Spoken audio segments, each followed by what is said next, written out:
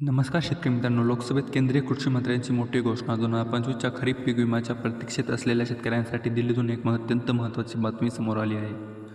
लोकसभेत पीक वाटपास होणाऱ्या विलंबात विचारलेल्या प्रश्नाला उत्तर देताना केंद्रीय कृषी मंत्री शिवराज सिंह चौहान यांनी विमा कंपन्यांना कडक ताकीद दिली आहे.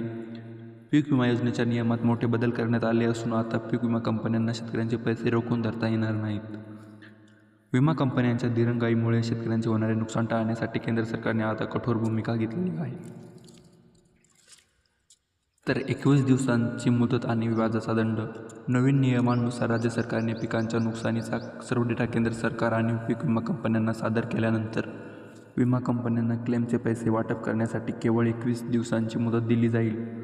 जर या 21 दिवसांच्या कालावधीत विमा कंपनीने शेतकऱ्यांच्या खात्यात पैसे जमा केले नाहीत तर त्या कंपनीला 12% व्याज दराने दंड भरावा लागेल. विशेष म्हणजे हा व्याजाचा पैसा सरकारला न मिळता थेट पीडित शेतकऱ्याच्या बँक खात्यात जमा केला जाणार आहे. जर राज्य सरकारने आपला हिस्सा देण्यास उशीर केला तर राज्य सरकारलाही अशाच प्रकारचा दंड लागू होऊ शकतो. तर मित्रांनो, हा नियम तुम्हाला कसा वाटला कमेंटमध्ये नक्की कळवा. तर महाराष्ट्रातील 89 लाख शेतकऱ्यांचा सर्वे पूर्ण. कृषी मंत्र्यांनी लोकसभेत दिलेल्या माहितीनुसार महाराष्ट्रातील सॅटेलाईट आणि रिमोट सेन्सिंग तंत्रज्ञानाचा प्रभावी वापर